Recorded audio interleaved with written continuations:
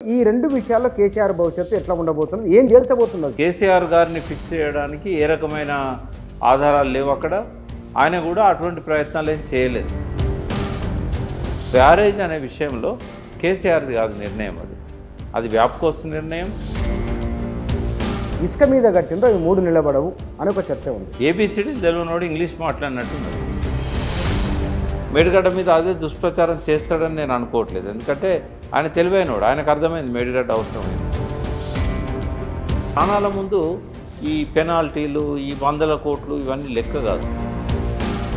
ఇంత తెలంగాణ కోసం తపన పడినప్పుడు మొన్న లోక్సభ ఎన్నికల్లో 8 స్థానాలు డిపాజిట్ రాలేదు, ఏమిటి? కేసీఆర్లో కూడా లోపాలు ఉన్నాయి, ఆయన చేసిన తప్పులు చాలా ఉన్నాయి. తెలంగాణలో మరోసారి చంద్రబాబు నాయుడు రాబోతున్నారని ఒక చర్చ ఉంది. ఆయన ఒక్కసారి వచ్చి ఎలక్షన్ క్యాంపెయిన్లో పాల్గొంటేనే టీఆర్ఎస్ 80 సీట్లు వచ్చాయి. ఖచ్చితంగా జగన్ ఓటమిలో, కేసీఆర్ ఓటమిలో మేజర్ పాత్ర సోషల్ మీడియా.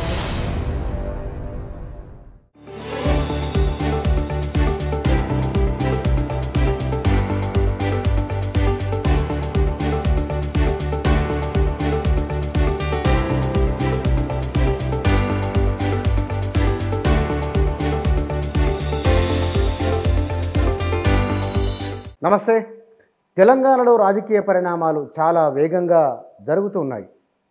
6 నెలల కింద ఉన్న వాతావరణం వేరు, ఇవాళ వేరు. ఆనాడు కేసీఆర్కు తిరుగులేదు.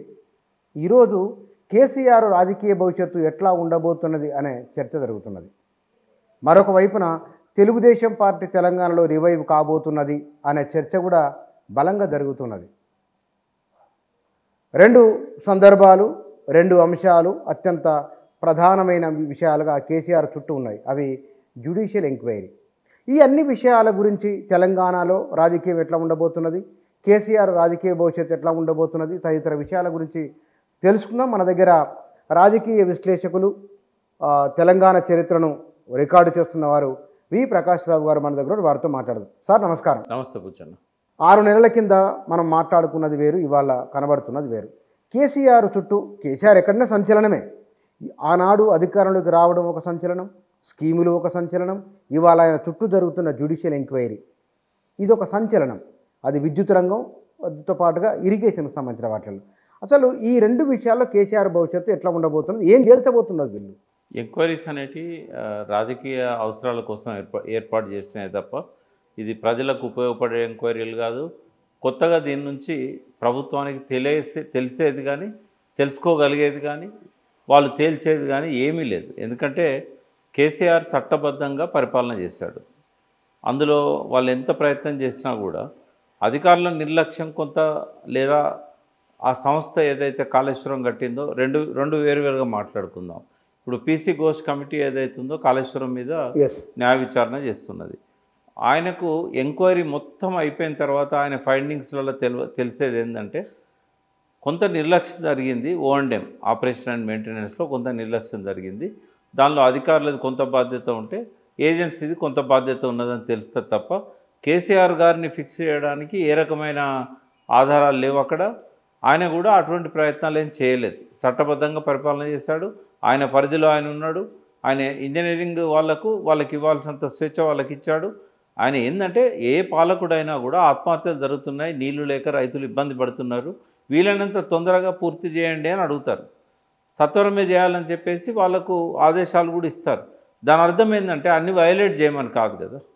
కాబట్టి ఏదన్నా దోషిగా నిరూపణ అయితే కొంతమంది అధికారుల మీద వేటుపడవచ్చు, ఏజెన్సీ మీద కొంత భారం పడవచ్చు. అంతకుమించి కేసీఆర్కి ఏం కాదు, ఎందుకంటే ఆయన ఏ రకమైన తప్పులు అక్కడ చేయలేదు. కానీ ఇక్కడ వ్యాప్కోస్ చెప్పింది ఒకటి, కేసీఆర్ అధికారులపైన ఒత్తిడి చేయించి వారు చెప్పింది పలానా దగ్గర మీరు ఇక్కడ బ్యారేజీ కట్టాలంటే ఇది కాదు, ఇది ఆయన చెప్పడం వల్ల జరిగింది అనేది ఒక బయటికి మీడియాలో వస్తున్నవా? అంటే ఒక మాట చెప్పాలి పుచ్చన్న, అంటే మీది కూడా సోషల్ మీడియానే. చాలా సోషల్ మీడియాలు ఇవాళ ఏంటంటే అభూత కల్పనలు, అవాస్తవాలను ప్రచారం చేస్తున్నాయి.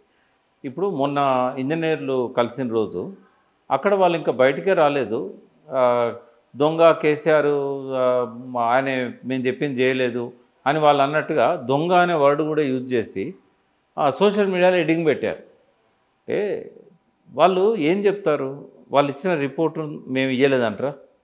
ఇంజనీర్లు ఎవరైతే 5 ఉన్నారో వాళ్ళు ఒక రిపోర్ట్ ఇచ్చిండ్రు. ఆ రిపోర్ట్ 9 పేజీల రిపోర్టు సెల్ఫ్ ఎక్స్ప్లెనేటరీ కదా. ఎస్. వాళ్ళు ఏమైనా కేసీఆర్ చెవిలో చెప్తే అది వేరు.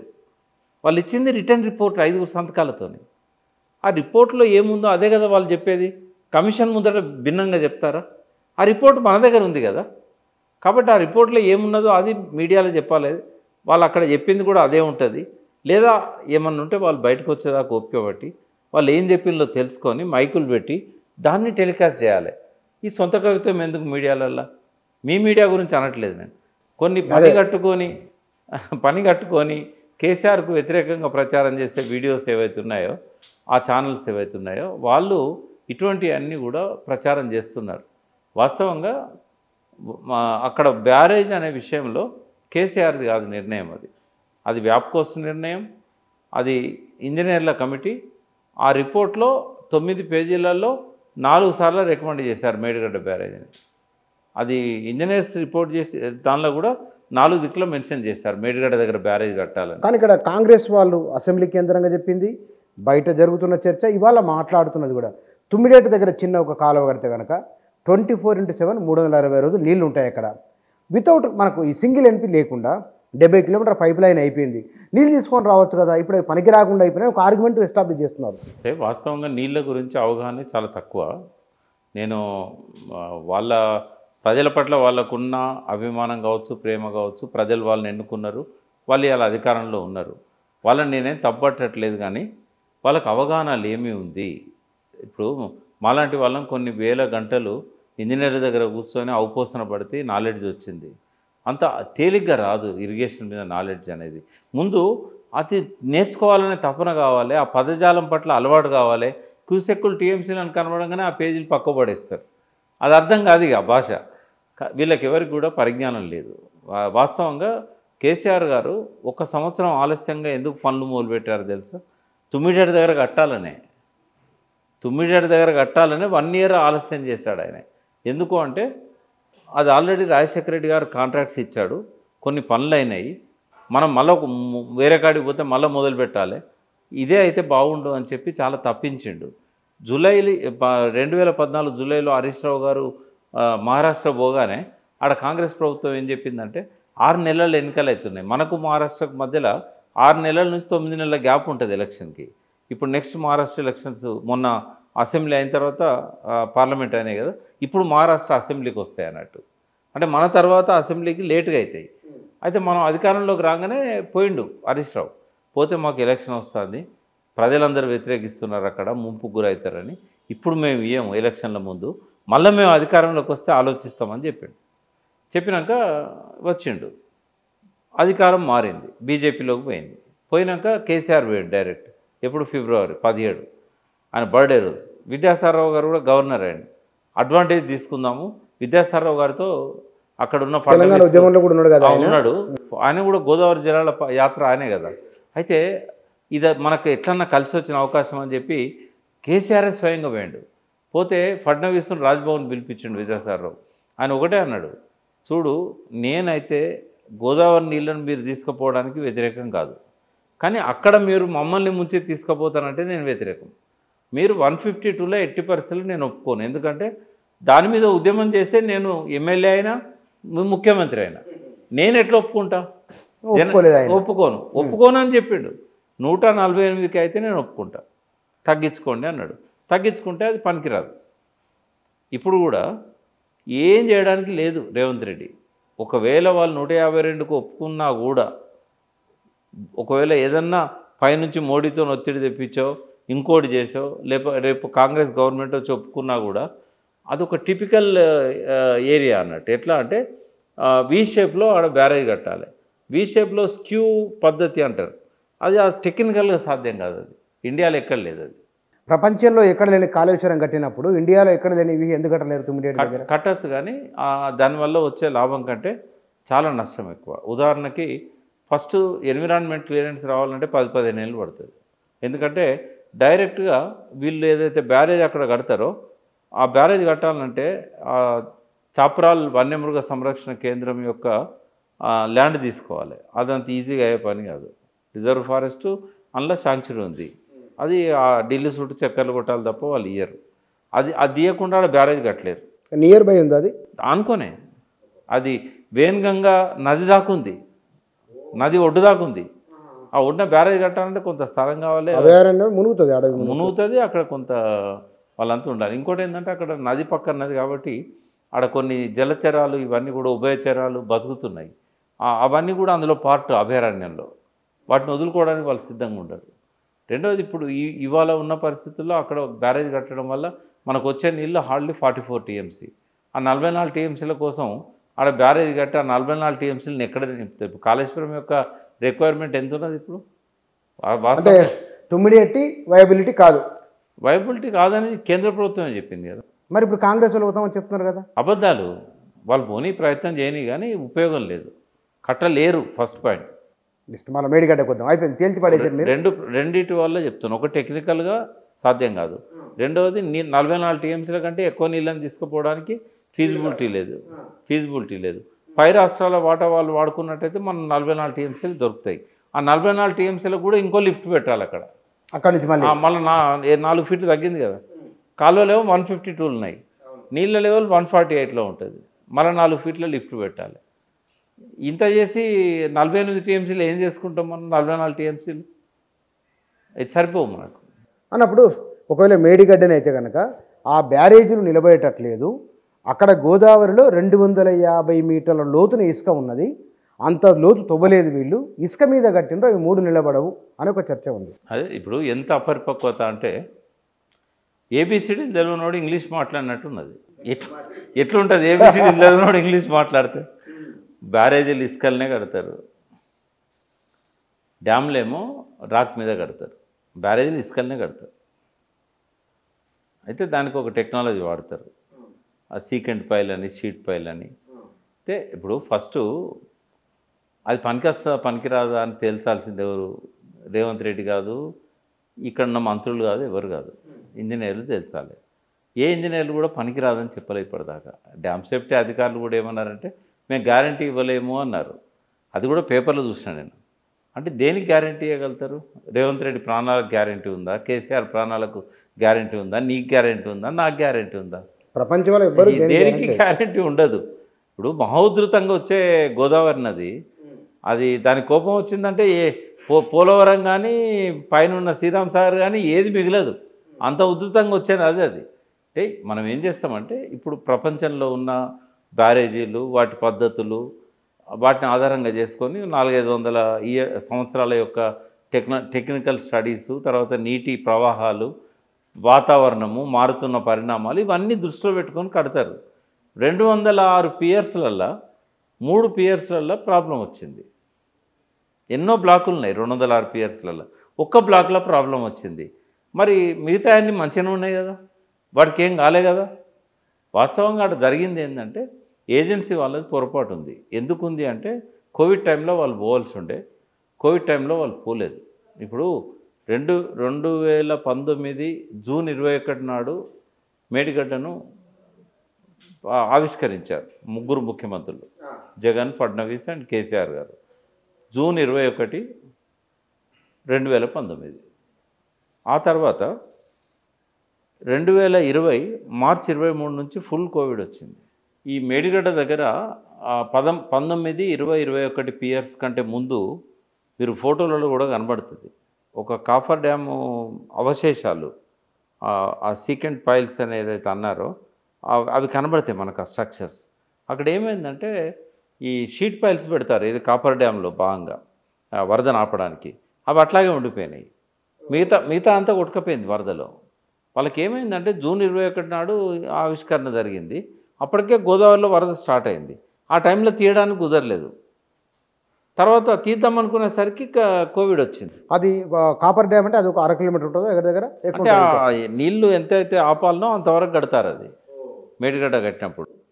ఆ 3 పియర్స్ వరకు అట్లా పెట్టినట్టు దాన్ని కాదు, చాలా పియర్స్ దాని పరిధిలో ఉండే. అయితే ఆ వర్షాకాలం వరదలో వాళ్ళకి తీయడానికి వీలు కాలే, ఆ వరద కొట్టుకపోయింది, చాలా వరకు వరదలో కొట్టుకపోయింది. వీళ్ళు ఏమనుకున్నారు అంటే ఇక కొద్దిగానే ఉంది అది కూడా కొట్టుకపోతుంది అని తీయలేదు వాళ్ళు, అది కూడా కొట్టుకపోతుంది అనే భ్రమలో ఉండ్రి వాళ్ళు. అయితే ఈ లోపల కోవిడ్ స్టార్ట్ అయింది వాళ్ళకు. మార్చ్, ఏప్రిల్, మే, జూనే కదా వర్షాలు లేనిది. ఆ టైంలో దాన్ని తీయాల్సి ఉండే. ఆ టైంలో కోవిడ్ ఉండి ఎవరు పోలేదు. 100% లాక్డౌన్ కదా. 100% లాక్డౌన్. ఆఫీసర్లు పోలేదు, ఇంజనీర్లు పోలేదు, అక్కడ ఎవరు పోలేదు.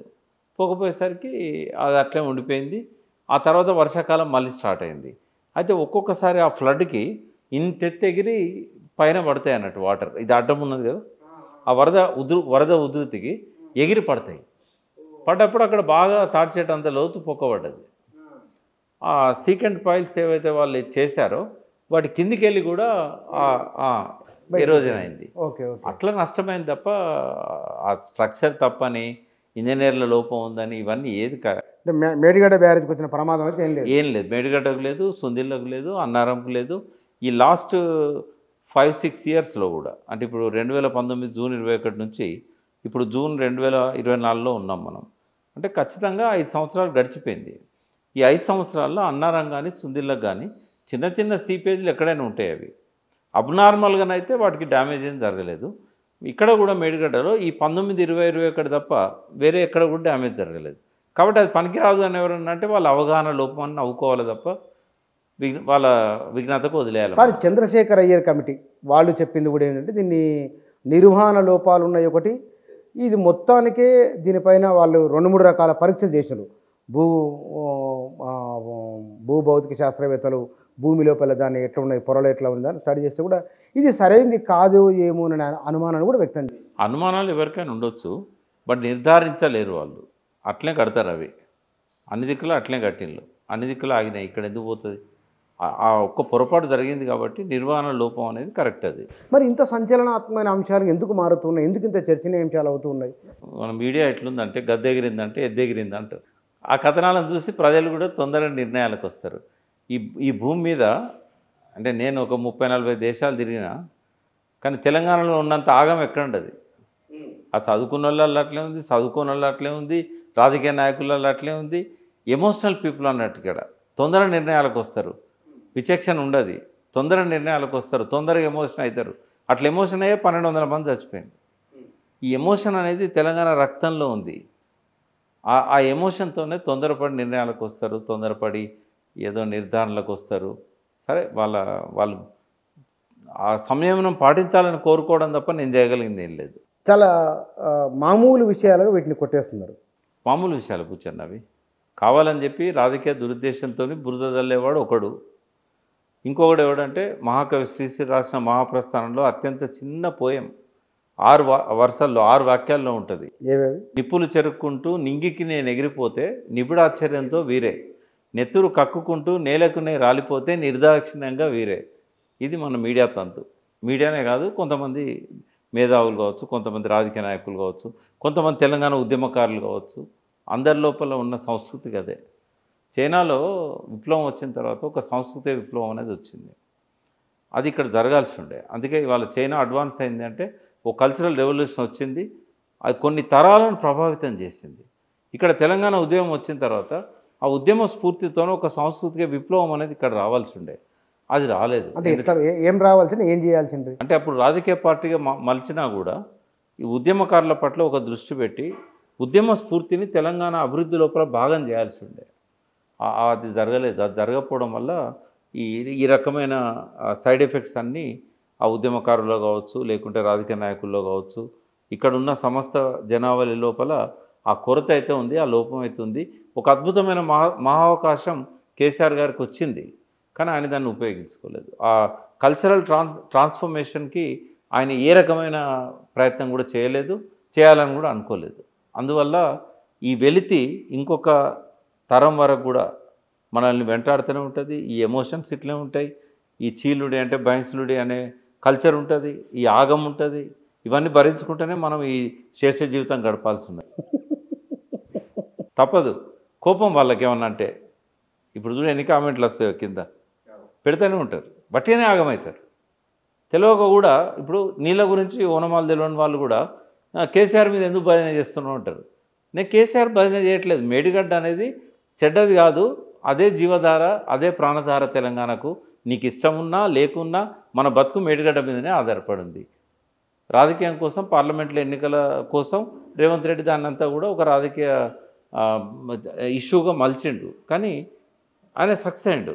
జనం లోపల కన్ఫ్యూజన్ క్రియేట్ చేసిండు, ఓట్లను కేసీఆర్ పడకుండా ఆపగలిగిండు.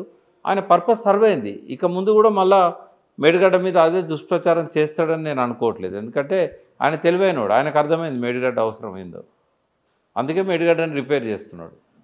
కానీ ఇక్కడ మరి కరెంటు విషయంలో కేసీఆర్ చేసింది 100% కరెక్టు.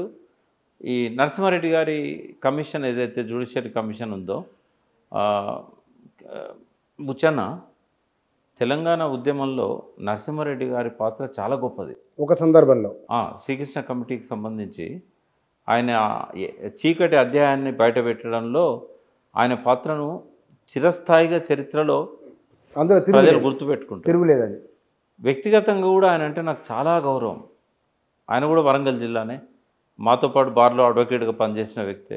మీరు పాత నేను అడ్వకేటే కదా, నాకు మంచి స్నేహితుడు కూడా, కాకపోతే చాలా రేర్ కలుసుకుంటాం మేము. అయితే ఆయనకున్న పరిజ్ఞానానికి, న్యాయ అవగాహనకు నాకేమీ ఎటువంటి లోపం ఆయన లోపల ఉందని నేను అనుకోను. కానీ ఎందుకో తొందరపడి ఆ మీడియా చిట్చాట్ల కొన్ని మాటలు మాట్లాడండి ఆయన.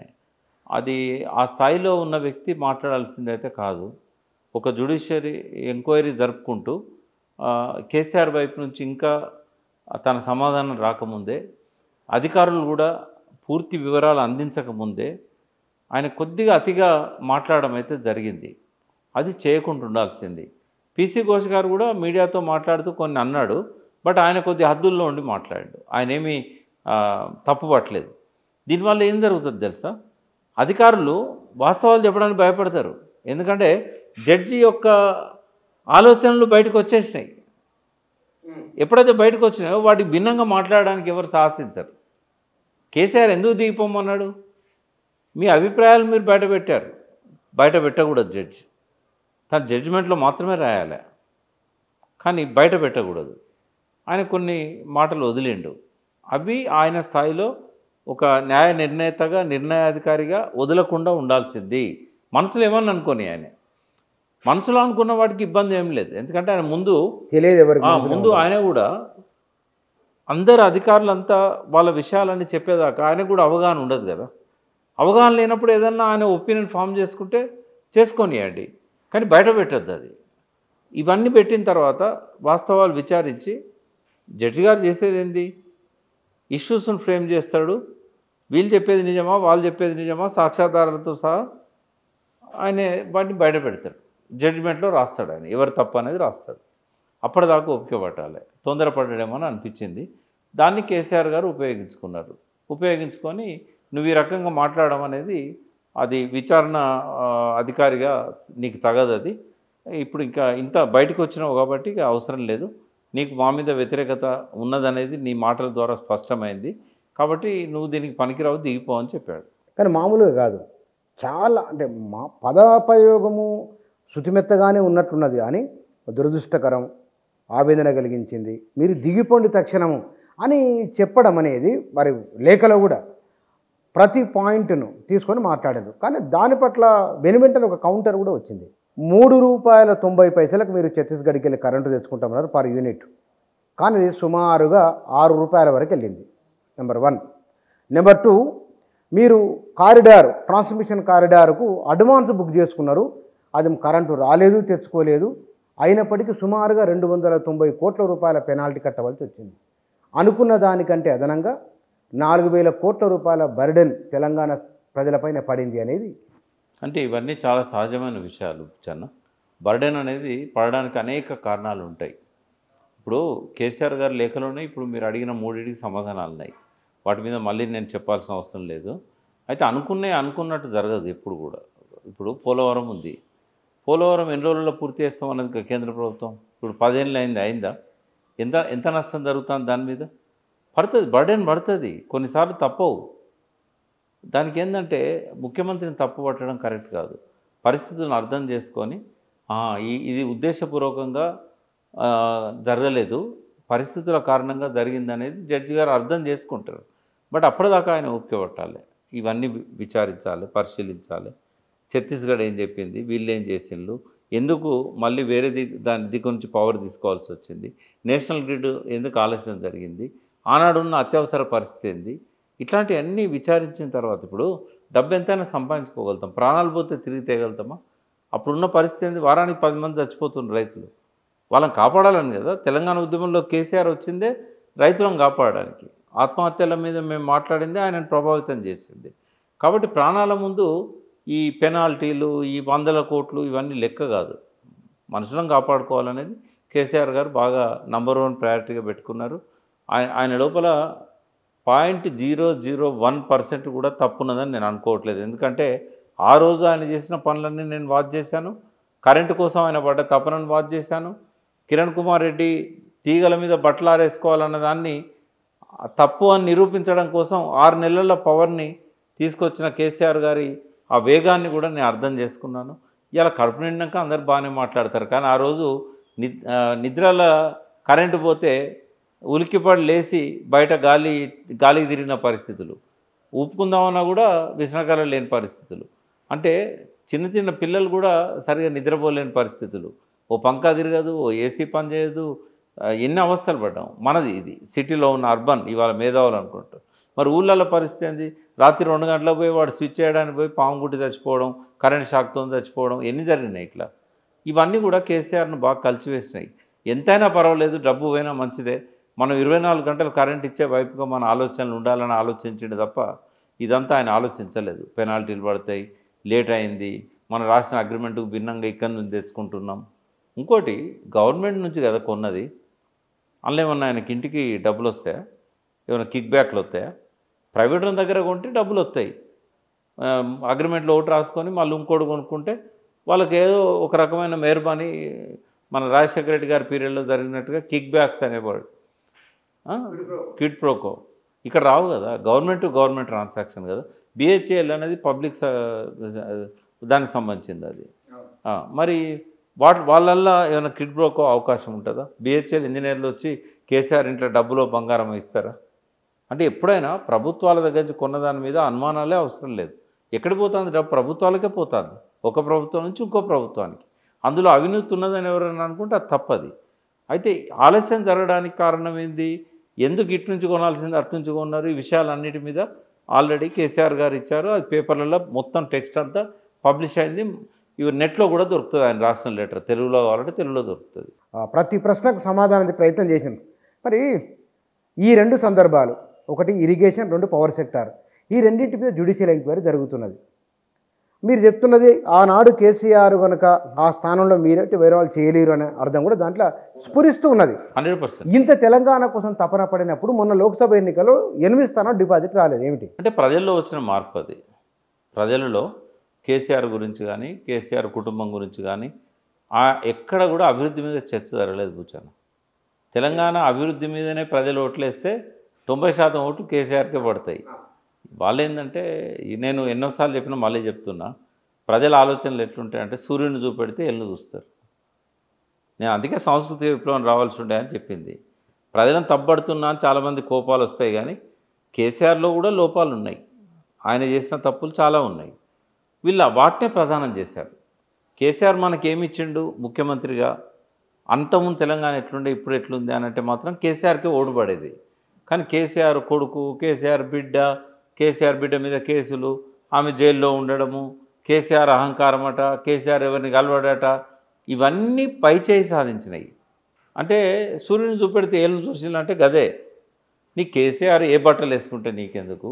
కేసీఆర్ నన్ను ఒకసారి అడిగిండు, ఎప్పుడు ఉద్యమ ప్రారంభంలో, ఇంకా పార్టీ పెట్టలేదు అప్పటికి, ఒక 6-8 నెలల ముందు పార్టీ పెట్టడానికంటే ఏమన్నాడంటే, పబ్లిక్ లైఫ్లో ఉన్న వాళ్ళకు కొన్ని వ్యసనాలు ఉంటాయి, వాటిని ఎట్లా అర్థం చేసుకోవాలి, ఇవేమన్నా ఉద్యమ క్రమంలో మీలాంటి వాళ్ళు ఏమన్నా తప్పుగా అర్థం చేసుకుంటారా, తప్పు పడతారా అన్నట్టుగా అడిగాడు నన్ను. ఇద్దరమే ఉన్నాం, ఆయనకు నాకే తెలుస్తుంది. అయితే బహుశా ఆయన అడిగింది, ఆయన కొంత సాయంత్రం పూట తెలంగాణలో సహజంగానే చాలామంది సాయంత్రం పూట లిక్కర్ తీసుకుంటారు. దాని మీద కూడా నేను మాట్లాడతా.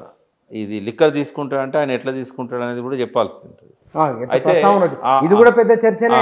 అయితే దాని మీద ఆయన ఏంటంటే, ఇటువంటి తప్పు పడతారా ఉద్యమం, మనం ఒక పవిత్ర ఉద్యమానికి పోతున్నాం, మరి నాకేమో ఇది తీసుకునే పరిస్థితి ఉన్నది, ఇటువంటి విషయాల మీద ఏమైనా తప్పు పడతారా, అట్లే వ్యక్తుల యొక్క ప్రవర్తన ఏమన్నా మనకు విఘాతం కలిగిస్తుందా ఉద్యమానికి అని చాలా సిన్సియర్గా అడిగాడు ఆయన.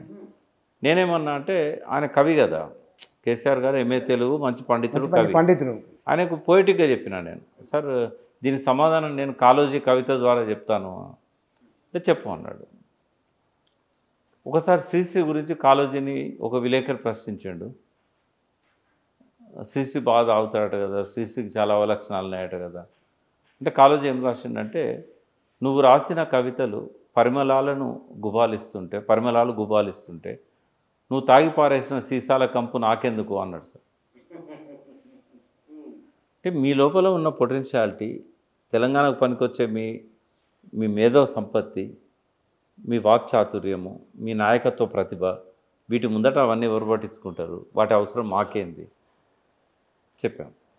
కేసీఆర్ గారిది ఏంటంటే, మనము తాగుబోతు అని ఎవరినైతే అంటామో ఆ తాగుబోతు కేసీఆర్లో లేడు, రాడు, ఉండడు. కేసీఆర్ తాగుబోతు కాదు, కానీ తాగుతాడు. ఆయన తాగే పద్ధతి ఎట్లుంటుందంటే, ఒకసారి ఇట్లా సిప్ చేసి ఆడ పెట్టిండంటే మళ్ళీ ఒక అర్ధగంట దాకా దాని దిక్కు చూడడు, దాన్ని మర్చిపోతాడు. వరకు నిశ ఎక్కుతుందా? ఒకసారి ఇట్లా సిప్ చేసి అర్ధగంట సేపు ఆడ పెడితే తాగుడుతో సంబంధం ఉన్న వాళ్ళని నేను అడుగుతున్నా, మీరు పెట్టి చూడండి, మీకు నిశ ఎక్కుతుందా? తలకాయకు నువ్వు ఏ తాగినా ఎక్కదు, ఆఖరికి ఇప్పసారా తాగినా ఎక్కదు, నాటుసారా తాగినా ఎక్కదు, కంటిన్యూగా తాగేటోళ్ళకి కదా ఎక్కేది. ఆ టైపు కేసీఆర్ కాదు. నేను మళ్ళీ చెప్తున్నా బుచ్చన్న, 2000 సంవత్సరం సెప్టెంబర్ నుంచి 2008 దాకా వారంలో కనీసం 5 రోజులైనా నేను ఆయనతో రాత్రిపూట కూర్చున్నా. నేను తీసుకోపోయేది. ఇంకోటి, ఎక్కడికి ప్రయాణం చేసినా ఆయన నేను ఒకటే కారులో ఉండేది. ఆఖరుకు ఒకటే రూమ్ దొరికినాడు కూడా ఒకటే బెడ్ షేర్ చేసుకున్నాం. 8 సంవత్సరాలు ఢిల్లీ కార్ల యాత్రలో కానీ ఎక్కడ పోయినా. ఇంకోటి, పల్లె నిద్ర పోయినా కూడా ఆయన మంచం పక్కన నా మంచం ఉండేది. నేను చెప్తున్నా, నమ్మని చెప్తున్నా. ఎవరైతే కేసీఆర్ తాగుబోతు అని అంటారో, కేసీఆర్ తాగుబోతు కాదు, సోషల్ డ్రింకింగ్ ఉంటుంది ఆయనకు. పెద్ద మనుషులు వెనకడ కూడా దసరా వచ్చినప్పుడు ఇట్లాంటప్పుడు తాగేవాళ్ళు, బీరు తాగేవాళ్ళు. అదొక సాంప్రదాయం తెలంగాణలో. ఆంధ్రలోనేమో మద్యపాన నిషేధం ఉండేది. ఇప్పుడు దేశమంతా వచ్చింది. కానీ కేసీఆర్ అట్లా తాగడు. ఇంకోటి, ఎవరో తరుమరు కేసీఆర్ను తొందరగా 3వ పెగ్ ఖాళీ చేయమని. కేసీఆర్ జనరల్గా ఏం చేస్తారంటే, ఇప్పుడు కొందరేమో తినడానికి బతుకుతారు, కొందరు బతకడానికి తింటారు. కేసీఆర్ ఏంటంటే ఆయన నిరంతరం ఆలోచిస్తూ ఉంటాడు, ఉద్యమ కాలంలో కానీ ముఖ్యమంత్రి అయిన తర్వాత కూడా. అయితే ఈ ఆలోచన స్రవంతిలో భాగంగా జస్ట్ అట్లా సిప్ చేసి ఆడ పెడతాడు, మళ్ళీ ఏదన్నా ఆలోచనలోకి వెళ్తాడు, మళ్ళీ ఎప్పుడో ఒకసారి మళ్ళీ ముడతాడు. నువ్వు 6 గంటలు కూర్చో అనేది 2 పెగ్గులు కూడా ఖాళీ కాదు. అదేం తాగుబోతో వ్యవహారం, అది తాగుబోతు అంటారా దాన్ని? అట్లా తాగడం అంటారా? నేనంటే సరే, నేను చెప్పేది అబద్ధం అని అనుకోవచ్చు, కేసీఆర్ని కాపాడడానికి ఏదో ప్రయత్నం చేస్తున్నాడని అనుకోవచ్చు. నాకు తెలిసి ఒక 150-200 మంది ఉంటారు కేసీఆర్తో తాగేటప్పుడు గ్లాస్ షేర్ చేసుకున్న వాళ్ళు. మీరు వాళ్ళతో స్టింగ్ ఆపరేషన్ చేసి అడగండి. నాలాగా చెప్పలేకపోవచ్చు వాళ్ళు కేసీఆర్ గారి మీద, కానీ మీరు అడగండి, మీ అవగాహనకు వస్తుంది కదా కేసీఆర్ గారు తాగే పద్ధతి ఎట్లుంటుంది. నిజంగా చర్చనీయాంశం కావాలి. ఎందుకంటే ఆ పద్ధతిలో తాగితే ఎవరికి ఇబ్బంది లేదు, అందరూ కూడా తాగేవాళ్ళు. కేసీఆర్ లాగా తాగితే లివర్ పాడు కాదు, సమాజం పాడు కాదు. అది ఒక మంచి, ఎవరైనా నిజంగా తాగే అలవాటున వాళ్ళు ఆ పద్ధతి మంచి పద్ధతి అని చెప్తున్నాను. దానివల్ల కేసీఆర్కి ఎప్పుడు నిషా ఎక్కింది నేను చూడలేదు. ఆయన మీద చాలా రూమర్స్, చాలా ప్రచారాలు ఇవన్నీ జరిగినాయి. అంటే బహుశా అట్లా జరిగిన రూమర్లలో భాగంగానే ఇప్పుడు జరుగుతున్న ఎంక్వైరీలు అని అనుకోవచ్చా? అట్లా కాదు, ఎంక్వైరీస్ అనేవి రాజకీయ అవసరాల కోసం రేవంత్ రెడ్డి గారు చేసినాయి. వాస్తవంగా ఈ రెండింటి మీద కూడా ఎంక్వైరీ అవసరం లేదు. ఇది కేవలం పార్లమెంట్ ఎన్నికలలో కేసీఆర్ను దోషిగా చూపెట్టడానికి చేసిన ప్రయత్నం. అది ఆ ఎంక్వైరీలో తేలేది ఏం లేదు బుచ్చన్నమ్మ. ఇది రివైండ్ చేసి చూసుకోండి. మళ్ళీ ఆ ఎంక్వైరీలో కేసీఆర్ను జైలుకు పంపేది లేదు, కేసీఆర్ను దోషిగా తేల్చేది కూడా లేదు. ఇదంతా ఈవెన్ ఫోన్ ట్యాపింగ్లో కూడా, అసలు ఫోన్ ట్యాపింగ్ అలా కూడా ఫోన్ ట్యాపింగ్ దాని మీద కూడా జ్యుడిషియల్ ఎంక్వైరీ ఏమనండి. కేసీఆర్ను పట్టుకోగలిగింది ఏం లేదు ఆడ. ఒకటి చెప్పన్నా, ఏ అధికారికైనా కేసీఆర్ చెప్పినా కూడా ఆ అధికారికి ఆయనకు గైడ్లైన్స్ ఉంటాయి, రూల్స్ ఉంటాయి. రాజకీయ నాయకుడి కంటే గైడ్లైన్స్, రూల్స్ తెలియకపోవచ్చు, అధికారికి అయితే తెలియాలి కదా. ఎవరు ఫోన్ ట్యాప్ చేయమన్నా కూడా ఆయన పరిధిలో ఆయన ఆలోచించాలి కదా. ఇష్టం వచ్చినట్టు నీ డీజీపీ నీ చేతిలో ఉండడని చెప్పి మా ఇంటి దగ్గర గొడవ చేస్తుంటూ వాళ్ళని కాల్ చేయమంటే కాల్ చేస్తారా? వాళ్ళు కాల్ చేయరు కదా. డీజీపీ ఫోన్ ట్యాప్ అయిందని వార్తలు వచ్చినాయి. నేను అనేది ఎవరైతే ఇప్పుడు ఒక మిషన్ ఉంటుంది, ఆ మిషన్ ఎవరి చేతులు ఉంటుందో వాడు సీఎం ఫోన్ కూడా ట్యాప్ చేయొచ్చు. వాని దగ్గర ఎక్విప్మెంట్ ఉంది. ఉన్నప్పుడు వాడు ఎవరిదైనా ట్యాప్ చేస్తాడు కదా, ఎవరిదైనా ట్యాప్ చేయొచ్చు. కానీ వానికి ఒక గైడ్ లైన్స్ ఉన్నాయి, టెలికమ్యూనికేషన్స్ వాళ్ళ రెగ్యులేషన్స్ ఉన్నాయి, భారత టెలిగ్రాఫ్ చట్టం వాళ్ళు చెప్పినవి ఉన్నాయి.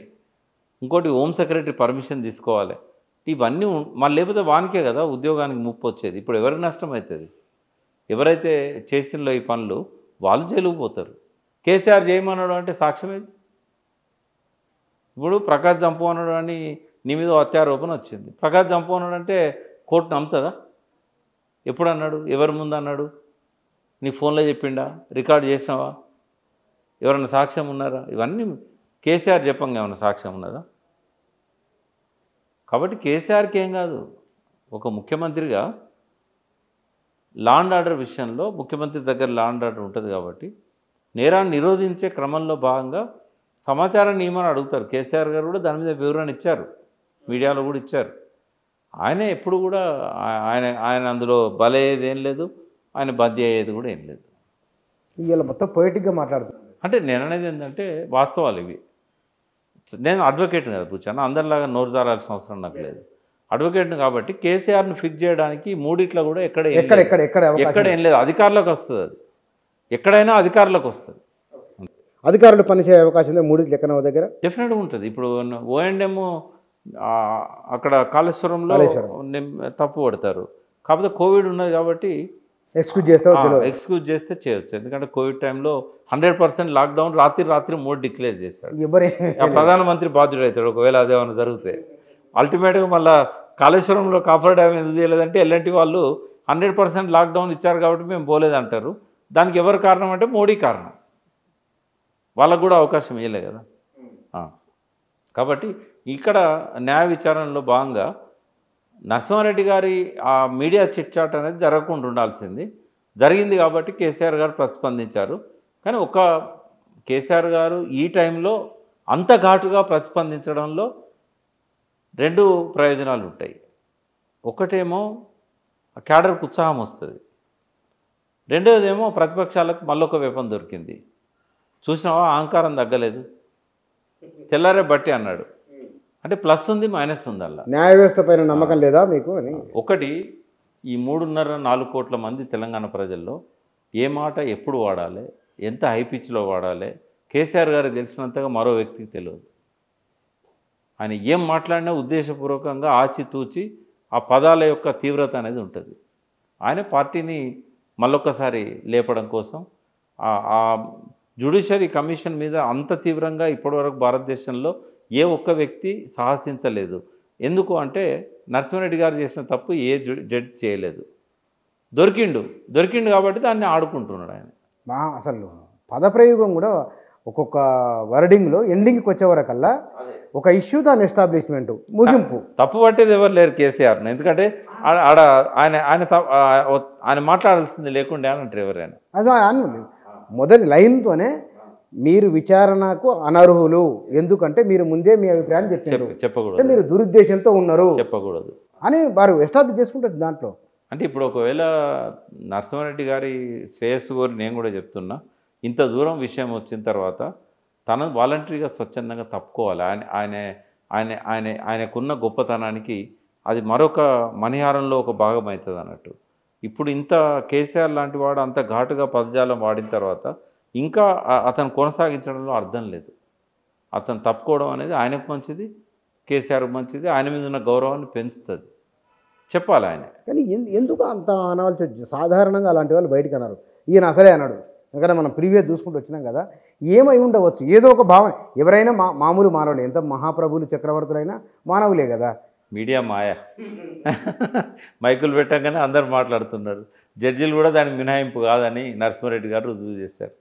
సంయమనం పాటించాలి. రైట్. ఇక్కడ ఒకవైపున ఈ అంశం ఇట్లా ఉంటే, తెలంగాణలో మరోసారి చంద్రబాబు నాయుడు రాబోతున్నారనేది ఒక చర్చ ఉంది. వస్తే ఎట్లా ఉంటుంది, తర్వాత ఏందనేది ఇంకో ప్రశ్న వేస్తాను. నేనైతే థ్యాంక్స్ చెప్తాను చంద్రబాబు నాయుడుకి. ఏమి వద్దన్నారు మీరు, ఉండొద్దన్నారు. రావాలని కోరుకుంటున్నా. ఎందుకు? ఆయన ఒక్కసారి వచ్చి ఎలక్షన్ క్యాంపెయిన్లో పాల్గొంటేనే టీఆర్ఎస్ 88 సీట్లు వచ్చినాయి, 88 సీట్లు వచ్చినాయి. సో ఆయన కనుక ఇక్కడ పార్టీ మళ్ళీ రివైవ్ చేసి మళ్ళీ ఆయన ఎలక్షన్ క్యాంపెయిన్లోకి వస్తే కేసీఆర్ మీద పాలు కాదు అమృతం పోసినట్టు. చంద్రబాబు వస్తే ఏం కష్టపడకుండా కేసీఆర్ ముఖ్యమంత్రి మళ్ళీ అవుతాడు. మధ్యలోనే వస్తాడు. 5 ఏళ్ళు కూడా అవసరం లేదు. సునాయాసంగా. కాబట్టి పవన్ కళ్యాణ్కు చంద్రబాబు నాయుడుకు రెడ్ కార్పెట్ పరిచి స్వాగతించారు. కానీ ఇక్కడ ఆంధ్రప్రదేశ్లో చాలా విచిత్రంగా కనబడుతుంది. కేసీఆర్ జగన్మోహన్ రెడ్డి ఇద్దరు మిత్రత్వంతో ఉన్నారు. వాళ్ళిద్దరు ఓడిపోయినారు.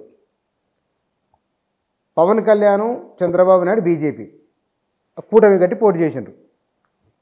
అక్కడ ఓడగొట్టాం కాబట్టి ఇక్కడ తెలంగాణలో ఇప్పుడు అవకాశం ఉంది ఈ బీజేపీ ఎదగడానికి. ఒక బీసీ నాయకుడిని ఫ్రంట్ లైన్గా పెట్టి తెలంగాణలో నిలబెడతాం అనేది ఆ కూటమి ఒక ఆలోచన అని చర్చ ఉంది. ఒక్కటి ఏంటంటే ఇప్పుడు జరుగుతున్న రాజకీయ ప్రస్థానంలో వాళ్ళు ఇచ్చిన హామీలు, కాంగ్రెస్ పార్టీ ఇవన్నీ ఇచ్చిన హామీలు కానీ ఇవన్నీ కూడా చూసినప్పుడు మళ్ళీ నెగటివ్ ఓటే కేసీఆర్కు ఉపయోగపడుతుంది. ఏదైతే రేవంత్ రెడ్డి గారి పట్ల, కాంగ్రెస్ పాలన పట్ల ఒకవేళ వాళ్ళు ఈ హామీలు నెరవేర్చలేకపోతే రెండు ఉన్నాయి ఇక్కడ. హామీలు నెరవేర్చాలంటే బడ్జెట్ అంతా వాటికి ఇవ్వాలి. కూటమి ప్రభావం తెలంగాణలో ఆ ముగ్గురి మిత్రత్వం ఒక బీసీ ఫేస్తో వస్తే ఎట్లా ఉంటుంది తెలంగాణ? అసలు ఫస్ట్ కూటమి ప్రభావం అక్కడ ఎట్లుందో చూద్దాం. జగన్ ఘోర పరాజయం వెనకాల కూటమి గొప్పతనం లేదు. జగన్కు వ్యతిరేక ఓటు అది. వ్యతిరేక ఓటు ఎందుకు వచ్చింది జగన్కి ఎందుకు వ్యతిరేక ఓటు వచ్చిందో అందరికంటే ఎక్కువ నేర్చుకోవాల్సిన అవసరం రేవంత్ రెడ్డికి ఉన్నది. ఎందుకు అంటే జగను ప్రతిపక్ష నేత అయిన చంద్రబాబు పట్ల వ్యవహరించిన తీరు భారతదేశ రాజకీయాల్లో ఎన్నడూ ఎవరూ చేయలేదు. చంద్రబాబు కూడా మళ్ళీ ఇప్పుడు జగన్ పట్ల అట్లా దురుసుగా వ్యవహరిస్తారని నేను అనుకోవట్లేదు. రేపు మారిన చంద్రబాబును చూస్తారని కూడా అన్నాడు ఆయన. మరి ఎందుకు తెలియదు. డెఫినెట్గా ఇప్పుడు ఎవరు కూడా అట్లా చేయరు. హట్టింగ్ అది మామూలు హట్ అన్న కూడా అది చాలా దారుణం. అది ఒక ముఖ్యమంత్రి హోదాలో ఉండి ఒక ప్రతిపక్ష నాయకుడు కూడా క్యాబినెట్ ర్యాంక్ అంత ఘోరంగా, అంత హీనంగా, ఆఖరకు రాజకీయాలకు సంబంధం లేదు భువనేశ్వర్ని కూడా నానా మాటలు అన్నారే అక్కడ అసెంబ్లీలో. అది దుర్యోధన్ని మాయసభ ఎట్లా జరిగిందో మనకు తెలియదు, ద్రౌపది వస్త్రాపహరణం. బట్ అంత ఘోరంగా వైఎస్ఆర్ పాలనలో వాళ్ళ కామెంట్స్, ఆయన ఎమ్మెల్యేలు, ఆయన వ్యవహారం, ముఖం పట్టుకొని చంద్రబాబు నాయుడు ఆయన అన్న పద్ధతులు. ఇప్పుడు ఆయన తండ్రికి సమకాలీకుడు, ఇద్దరు ఒకటేసారి వైస్ ప్రెసిడెంట్స్ అయినలు, ఇద్దరు ఒకటే క్యాబినెట్లో మంత్రులు అయినలు, చంద్రబాబు నాయుడు, రాజశేఖర రెడ్డి. ఇద్దరు కూడా మంచి చదువులు చదివి వచ్చిన వాళ్ళు. వాళ్ళిద్దరి మధ్య స్నేహం కూడా ఉంది. ఒకరు ప్రతిపక్ష నాయకుడు ఉన్నప్పుడు ఒక ముఖ్యమంత్రి ఉన్నాడు, ఈయన ప్రతిపక్ష నాయకుడు ముఖ్యమంత్రి అయినప్పుడు ఆయన ప్రతిపక్ష నాయకుడు ఉన్నాడు. అయినా కూడా వాళ్ళ మధ్యలో ఇటువంటి ఘోరమైన సంస్కృతి ఎన్నడూ కూడా ప్రజలు చూడలేదు. జగన్ మరి ఎందుకు అంత ఇమ్మెచ్యూరిటీతో అట్లా మాట్లాడాడో తెలియదు మనకు. దానివల్ల జనం అసహించుకున్నారు. ఇంకా ఘోరం ఏంటంటే అవసరం లేకుండా చంద్రబాబును అరెస్ట్ చేశాడు. అరెస్ట్ చేసి జైల్లో పెట్టినప్పుడు చంద్రబాబుకు మైలేజ్ వచ్చింది. ఇక్కడే కాదు, దేశాల్లో. అది చంద్రబాబుకు కొంత సానుకూలంగా మారింది, జగన్కు బాగా వ్యతిరేకంగా మారింది. ఆ సమయంలో ఒకరోజు నాకు వైవి సుబ్బారెడ్డి గారు ఒకసారి ఎయిర్పోర్ట్లో కలిశారు. అప్పటికి 3-4 రోజులే అయింది చంద్రబాబును అరెస్ట్ చేసి. నేను చెప్పా ఆయనతో ఉన్న, సార్ మీరు బాగా ఆలోచించగలుగుతారు, ఇది మీకు బాగా నెగిటివ్ అవుతుంది, రేపు ఎలక్షన్స్లలో కూడా దీని ఇంపాక్ట్ పడుతుంది, ఇప్పటికైనా వెంటనే చంద్రబాబును రిలీజ్ చేయించడానికి ప్రయత్నం చేయండి. ఇది మీ అంతటా మీరు ఆయన ఒక లీడర్గా లేపుతున్నారు, నాన్ ఇష్యూను ఒక ఇష్యూగా చేసి అరెస్ట్ చేయడం అనేది కరెక్ట్ కాదు, మాలాంటి వాళ్ళకు కూడా డైజెస్ట్ అయితే లేదంటే అవునా అండి, చాలా ఆయన సెన్సిటివ్గా తీసుకున్నాడు దాన్ని. అవునా, అట్లా అంత ప్రమాదం ఉంటుందా అంటే ఉంటుందండి, మాకు నేనే ఫీల్ అవుతున్నా కదా, చంద్రబాబు మాకు వద్దన్నోని నేనే ఫీల్ అవుతున్నా అంటే ఆయన బయటకు వచ్చి ఏడవడం అదంతా కూడా జనాన్ని చాలా ఏడవడం కాదు, అరెస్ట్ చేయడమే తప్పదు. ఇంకోటి అంత బలమైన కారణం కూడా లేదు ఆయన అరెస్ట్ చేయడానికి, ఉద్దేశపూర్వకంగా చేసినట్టు. కానీ ఉమ్మడి రాష్ట్రంలో కూడా చంద్రబాబు నాయుడు పేరు మీద ఫలానా వాళ్ళ కాంట్రాక్ట్ ఇచ్చినట్టు వచ్చింది, కానీ ఆయన కుంభకోణం చేసినట్లు అవినీతి చంద్రబాబు ఎక్కడ, వాళ్ళంతా మెచ్యూర్డ్ పొలిటీషియన్స్, ఆయన ఎక్కడ కూడా లేడు. అవినీతి అనేది రాజకీయానికి ఒక ఏం పదం అంటారు దాన్ని, సేమ్ దీన్ని తేడా లేదు, పర్యాయ పదం అంటాం కదా, పర్యాయ పదం. రాజకీయం వేరు, అవినీతి వేరు కాదు, రెండు నీడలాగా ఉంటాయి. పాలల్లో నీళ్ళు ఎట్లా కలిసిపోతాయో ఇది అట్లా కలిసిపోయింది. అవినీతి రాజకీయం అనేది రెండు పెనవేసుకున్నాయి. ఎక్కడో ఒక దగ్గర అందెస్సి రాసిన పాటలో ఎట్లయితే మాయమైపోయిండమో మనిషి అన్నవాడు అన్నట్టుగా నూటికో కోటికో ఒక్కడే ఎక్కడున్నాడో కానీ కంటికి కనరాడు. అట్లాంటి రాజకీయ నాయకులు ఎవరైనా ఉంటే చెప్పలేం, కానీ రాజకీయం అవినీతి రెండు కలిసిపోయినాయి. కానీ ఇక్కడ ప్రజలు అది పట్టించుకోవట్లేదు. అవినీతి పాల్పడడానికి ఎవరిని ఓడించిన దాఖలాలు లేవు. ప్రజలు ఏం చేస్తున్నారంటే ఒక విచిత్రమైన మార్పు సోషల్ మీడియా వల్ల వచ్చింది ప్రజల లోపల. అదేంటి అంటే వాళ్ళు చేసిన అభివృద్ధి సంక్షేమం పక్క పోయినాయి. ఇక్కడ కేసీఆర్, అక్కడ జగన్. అభివృద్ధి విషయంలో సంక్షేమం విషయంలో తిరుగులేదు. అంతకుముందు పాలకుల కంటే they are the best rulers. KCR అభివృద్ధి సంక్షేమం రెండు. అక్కడ కూడా జగన్ కూడా తక్కువేం చేయలే. కేసీఆర్ అన్న ఇంకా విద్యారంగంలో కొంత, వైద్య రంగంలో కొంత ఆలస్యంగా తీసుకున్న డిసిషన్స్. జగన్ టాప్ ఉన్నాడు ఆ విషయంలో. మురళి గారిని తీసుకుపోయి ఐఏఎస్ను. అయితే ప్రజలు ఇవన్నీ పట్టించుకోవట్లేదు. ఇగో ఈ సోషల్ మీడియాలో వచ్చిన గాలి వార్తలు, ప్రచారాలు వీటికి బాగా ఇన్ఫ్లుయెన్స్ అవుతుంది. రెండోది వాళ్ళకు నిజంగా సమస్యలు లేవని కాదు, నిరుద్యోగ సమస్య చాలా తీవ్రంగా ఉంది. నిజంగానే వీళ్ళు ఆర్థికము, సంక్షేమం ఇవన్నీ ఎట్లున్నా ప్రజల జీవన ప్రమాణాలు కేవలం సంక్షేమ పథకాల మీద ఆధారపడితే సరిపోతుంది కదా, పెరగడం లేదు. అంటే నిజంగా ప్రజలకు ఏం కావాలో ఎగ్జాక్ట్లీ ఆ వర్క్ వీళ్ళు చేయట్లేదు. ఎలక్షన్స్ను దృష్టిలో పెట్టుకొని కొంత అభివృద్ధి, కొంత సంక్షేమం చేస్తున్నారు. ఆ ప్రజల యొక్క ఆ కోపాగ్ని జ్వాలలు సోషల్ మీడియా దానికి ఆజ్యం పోస్తున్నది. ఈ గాలికి అవి ఇంకో దిక్కు కొట్టుకుపోతూ ఉన్నాయి. ఎక్కడైతే మంట పెట్టాలనో ఆడ పెట్టకుండా సోషల్ మీడియా గాలిలో అవి మళ్ళీపోతున్నాయి ఇంకో దిక్కు. సో ఖచ్చితంగా జగన్ ఓటమిలో, కేసీఆర్ ఓటమిలో మేజర్ పాత్ర సోషల్ మీడియాది. దానికి ఇన్ఫ్లుయెన్స్ అవుతున్న ప్రజలు. వాస్తవాలకు దూరంగా భావోద్వేగంతో ఉండి వాస్తవాలను గుర్తించట్లేదని మీ భావన? అంటే గుర్తించకుండా చేస్తున్నది ప్రచారం, భావజాల వ్యాప్తి, భావ ప్రచారం. అంటే ఇది మామూలు యుద్ధం కాదు. ఇది ఇప్పుడు వచ్చేదంతా సైబర్ వారే. అంతే. వెనుకటి పద్ధతుల్లో రాజకీయం చేసే రోజులు పోయినాయి. ఇప్పుడు ఎంత తెలంగాణ తెచ్చినా కేసీఆర్ పాత తరపు మనిషే కదా. పాత తరం అయిపోయింది. జనరేషన్ 5 ఏళ్ళకి ఒకసారి మారుతుంది. ఇప్పుడు ఏంటంటే అంతా కేటీఆర్, లోకేష్ వీళ్ళ మధ్య జరుగుతుంది ఇది. హరీష్ ఏమో పాత కొత్తలో మేలు కలయిక. ఆయన లోపల పాత రాజకీయ నాయకుడి నుంచి ఆయన ఏం నేర్చుకోవాలో నేర్చుకున్నాడు, ఏది త్యజించాలనో త్యజించిండు. కొత్త రాజకీయ నాయకుల్లాగా అప్డేట్ కూడా అవుతున్నాడు. కానీ ఇక్కడ అంటే కూటమి ప్రభావం ఏం చేయదు. నిజంగానే ఆ కూటమి ఇక్కడికి వస్తే కేసీఆర్ పని 50% ఈజీ అవుతుంది. అయితే కేసీఆర్ గారు చేయాల్సిన పనులు కూడా కొన్ని ఉన్నాయి. అంటే బుచ్చన నేను పొలిటికల్ ఇంటర్వ్యూస్ ఇవ్వాలనుకోవట్లేదు, తప్పనిసరిగా వచ్చిన నేను మీరు పిలిచారు కాబట్టి. కేసీఆర్ గారికి మళ్ళొకసారి మీ ద్వారా విజ్ఞప్తి చేస్తున్నాం.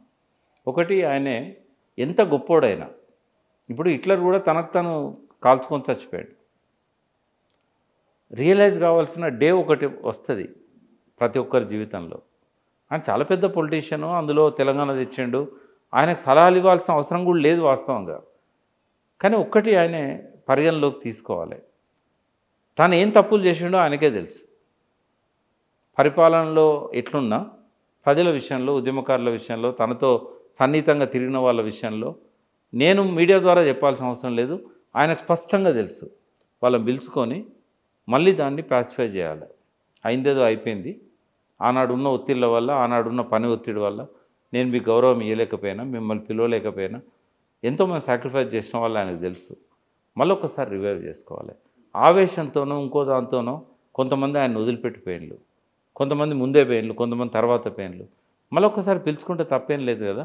వెనకడ పాట ఉండే, మాట కలుపుకున్న కోపమే చెలిమి అవునులే, పిల్లలు దేవుడు చల్లని వారే అని. పిల్లలు దేవుడు కరుణామయిలే. మాట కలుపుకున్న కోపమే చెలిమి అవుతుంది కదా. పిలుచుకోవచ్చు కదా, విజయరామారావుని పిలుచుకోవాలి, చంద్రశేఖర్ని పిలుచుకోవాలి. ఎందుకంటే నీ స్నేహితులు, నువ్వు బాగా అభిమానించిన వ్యక్తులు, నువ్వు ఆదరించిన వ్యక్తులు, నిన్ను అభిమానించిన వ్యక్తులు ఏదో ఆవేశంతో ఇంకో పార్టీలో పోయిళ్ళు. అటువంటి వాళ్ళని మళ్ళీ వెనక్కి తెచ్చుకో. వాళ్ళు జీరో గారు ఎప్పటికీ, వాళ్ళకు ఉండేది వాళ్ళకు ఉంటుంది. వీడెందుకు వాడెందుకు అనేది కరెక్ట్ కాదు రాజకీయాలలో. ఎంతో 1% ఉన్నా చాలు కదా. అట్లాగే నీతో సహచరులు ఉన్న వాళ్ళను ఏదో కారణం వల్ల, పనొత్తిడి వల్ల పక్కకు పెట్టినా కూడా ఇప్పుడు పిలిస్తే రామని ఎవరు చెప్పారు కదా. వీళ్ళందరినీ భోజనాన్ని పిలుచుకో. కేసీఆర్కు మంచి అలవాటు ఉంది, ఒక్కడు తినడు. ఆఖరికి ఎవరు లేకపోతే కింద ఎవడున్నారో పిలువురానికి మామూలు కార్యకర్తను కూడా కూర్చోబెట్టుకొని తింటాడు. నేనేమంటున్నా, రోజుకొక్క నియోజకవర్గ వాళ్ళతో బ్రేక్ఫాస్ట్ చేయి. రోజు ఒక కాన్స్టిట్యున్సీలో ఉన్న ఉద్యమకారులతో భోజనం చేయి. నీకు బాగా సన్నిహితులతో రోజు సాయంత్రం కలిసి మందు సేవించు, తప్పేం లేదు. అది ఇంకా బలమైన బంధం అది. కేసీఆర్ కనుక సాయంత్రం పూట తనతో పాటు కూర్చోమనంటే వాళ్ళ జన్మ ధన్యమైనట్టు భావిస్తారు. అంటే ఈ రిలేషన్షిప్, ఈ ఆత్మీయ సంబంధాలు తెలంగాణ కల్చర్లో భాగం. ఇది చేయాలి. రెండవది, బీసీలను పక్కకు పెట్టిండు అనేది నేను ఖచ్చితంగా చెప్పగలుగుతాను. ఆయన మనసులో ఏముందో మనకు తెలియదు, బయటికి మాత్రం బీసీల పట్ల చాలా సాఫ్ట్గా మాట్లాడతాడు. బట్ ఆయన పాలనలో బీసీలకు చేసింది చాలా తక్కువ. అంటే వివిధ కులాలకు కొన్ని చేసిండు. బీసీలు అంటే మత్స్యకారులకు చేపలు ఇవ్వచ్చు, యాదవులకు గొర్రెలకు వాళ్ళకు చేసిండు. కానీ అది సరిపోదు కదా. రాజకీయ నాయకత్వాన్ని కూడా బీసీలలో ఎదిగొచ్చిన రాజకీయ నాయకులను ఆయన ఎదగనియలేదు, ఎదగనియలేదు. అటువంటి వాళ్ళని ప్రోత్సహించాల్సి ఉండే. ఒక 2 టర్ములలో తను చేయలేని పని నెక్స్ట్ టర్మ్లో చేసి దాన్ని చేసుకోవచ్చు కదా, తప్పేమున్నది. బీసీలను దగ్గర తీయాలనేది నేను చెప్పదలుచుకున్నా. బీసీ వాదాన్ని ఎత్తుకోవాలని నేను చెప్పదలుచుకున్నా. ఇప్పుడు బీజేపీ నీకు బీసీ ముఖ్యమంత్రిని పెడుతున్నది ముందట. నువ్వు ముఖ్యమంత్రిని పెట్టకు, బీసీలను వాళ్ళకున్న క్యాలిబర్ను బట్టి వాళ్ళకు అవకాశాలు ఇవ్వు, వాళ్ళని ఎదగనివ్వు. బీసీలకు కూడా కోపం వస్తుంది, ఆయన ఎదగనిచ్చేది మేము ఎదుగుతామని అంటారు. కానీ ఆయనకు చెప్తున్నాను నేను, నీ వైపు నుంచి నువ్వు చేసిన తప్పది. అది ఆ అపవాదు పోగొట్టుకో. నేను బీసీ బంధునని మళ్ళీ ఒకసారి అది ప్రాక్టికల్గా నిరూపించు. బీసీలను తీసుకోవాలి. రెండవది, నీ పార్టీలో అత్యంత ఫిట్ పర్సన్ హరీష్ రావు. పోల్చకూడదు. కేటీఆర్కు ఉండేది కేటీఆర్కు ఉంది, హరీష్ రావుకు ఉండేది హరీష్ రావుకు ఉన్నది. మొదటి నుంచి కూడా హరీష్ రావు ఉద్యమంలో మొదటి నుంచి ఉన్న వ్యక్తి. అంటే పార్టీ పెట్టడానికంటే ముందు నుంచి మాతో పాటు చర్చల్లో ఉన్నప్పుడు కూడా ఆయన ఉన్న వ్యక్తి. అంతకంటే ముందు ఆయన ట్రాన్స్పోర్ట్ మినిస్టర్గా ఉన్నప్పుడు కూడా ఆయనతో ఉన్న వ్యక్తి. సముచిత స్థానం ఇచ్చి గౌరవించాలి ఆయన. ఇప్పుడు భారత రాష్ట్ర సమితి, భారత రాష్ట్ర సమితి అధ్యక్షుడు కేసీఆరే ఉంటాడు, కేసీఆరే ఉండాలి. తెలంగాణ రాష్ట్ర సమితి అధ్యక్షునిగా హరీష్ రావు పెట్టవచ్చు కదా. వర్కింగ్ ప్రెసిడెంట్గా ఎట్లా కేటీఆర్ ఉంటాడు. ఒక చంద్రబాబు నాయుడు ఒక కాపు బిడ్డను అధ్యక్షుని చేసిండు, శ్రీనివాసరావు. అంతకుముందు కూడా వేరే అతను అధ్యక్షుడు ఉండే, శ్రీనివాసరావు కొత్తగా చేయండి. సరే, వర్కింగ్ ప్రెసిడెంట్గా లోకేష్ ఉన్నా కూడా ఒక అధ్యక్షుడిని అయితే పెట్టిండు కదా ఆయన. ఎందుకు చేయకూడదు? అంటే హరీష్ రావు గారికి ఉన్న ప్లస్ పాయింట్స్ ఏంటంటే, రూరల్ మొత్తం హరీష్ రావుతో ఎప్పుడు అనుబంధంగా ఉంటుంది. అర్బన్లోనేమో కేటీఆర్ది బాగా ఇంపాక్ట్ ఉంటుంది.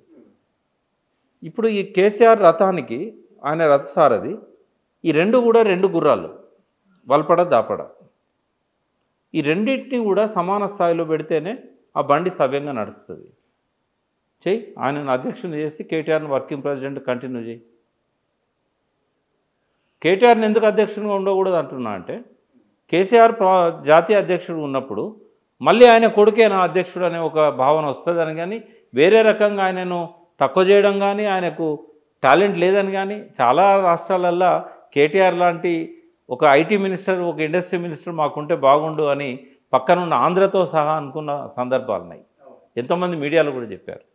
కాబట్టి హరీష్ రావును కనుక పార్టీ అధ్యక్షుని చేసి, జాతీయ అధ్యక్షునిగా కేసీఆర్ గారు ఉండి, వర్కింగ్ ప్రెసిడెంట్గా కేటీఆర్ ఉండి, రూరల్ ఇన్ఛార్జ్ మొత్తం కేటీఆర్ గారికి అర్బన్ ఇచ్చి హరీష్ రావు గారికి రూరల్ అప్పచెప్పినట్టయితే, బీసీ వాదాన్ని ఎత్తుకున్నట్టయితే, పొరపాట్లను అన్నింటినీ కూడా కొంచెం దాన్ని వాళ్ళందరినీ పిలిపించి అయిందేదో అయిందని చెప్పి మీడియా ముఖంగా వాళ్ళకి ఎవరికి ఏం చెప్పాల్సింది లేకపోయినా ఆ గాయపడ్డ మనసులను మళ్ళీ వాళ్ళకు స్వాంతన చేకూర్చాలనేది ఆయనకు నేను చెప్పదలుచుకున్నా.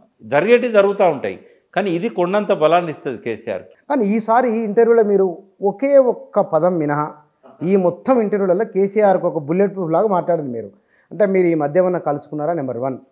నెక్స్ట్ మీకు ఏమన్నా ఎమ్మెల్సీ కానీ ఏదైనా పోస్ట్ కానీ మనం ఇస్తామన్నారా? ఫస్ట్ ఏంటంటే, నేను రాజకీయాలను తప్పుకుంటున్నాను బుచ్చన్న. నేను అంటే పార్టీలో కానీ ప్రభుత్వంలో కానీ ఇప్పటి నుంచి నేను ఉండాలని అనుకోవడం లేదు.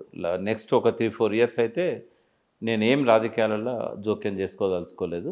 ఇంటర్వ్యూస్ కూడా రేర్గా మీలాంటి వాళ్ళకి తప్ప నేను జనరల్గా ఇవ్వను. మీడియాకి అయితే పోవట్లేదు అసలే, స్టేట్ మీడియాకి కానీ జనరల్ మెయిన్ స్ట్రీమ్ మీడియాకి కానీ పోవట్లేదు. ఆయన ఎమ్మెల్సీ ఇస్తా అన్న సందర్భం వచ్చింది ఇది గవర్నర్ కోటాలో, అప్పుడే వద్దన్నా. 2003లో ఆయన ఎమ్మెల్యేగా కూడా ఏదైనా ఒక కాన్స్టిట్యున్సీ చూసుకో నువ్వు, నెక్స్ట్ ఇయర్ ఎలక్షన్స్ వస్తున్నాయంటే కూడా నేను వద్దన్నా. రాజకీయ పదవుల మీద నాకెన్నడూ ధ్యాస లేదు. Party general secretary spokes person ఉండే నేను 2008లో రిజైన్ చేశాను.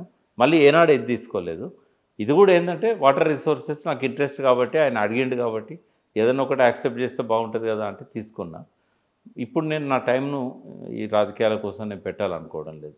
నేను ఒక మంచి ప్రయోజనం కోసం విదేశీ పర్యటనలు చేస్తున్నాను. ఏంటంటే కేటీఆర్ గారు ఇచ్చిన ప్రోత్సాహం వల్ల టీ హబ్ కానీ ఇట్లాంటి చాలా ఇన్నోవేషన్స్ అనేటివి మనకు వచ్చినాయి.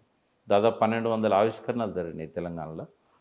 ఇవి కాకుండా దేశమంతటా కూడా ఆవిష్కరణలు జరుగుతున్నాయి, ఇన్నోవేషన్. ఎందుకంటే ర్యాపిడ్ చేంజ్ వచ్చింది సైన్స్ అండ్ టెక్నాలజీలో లాస్ట్ 20-30 ఇయర్స్.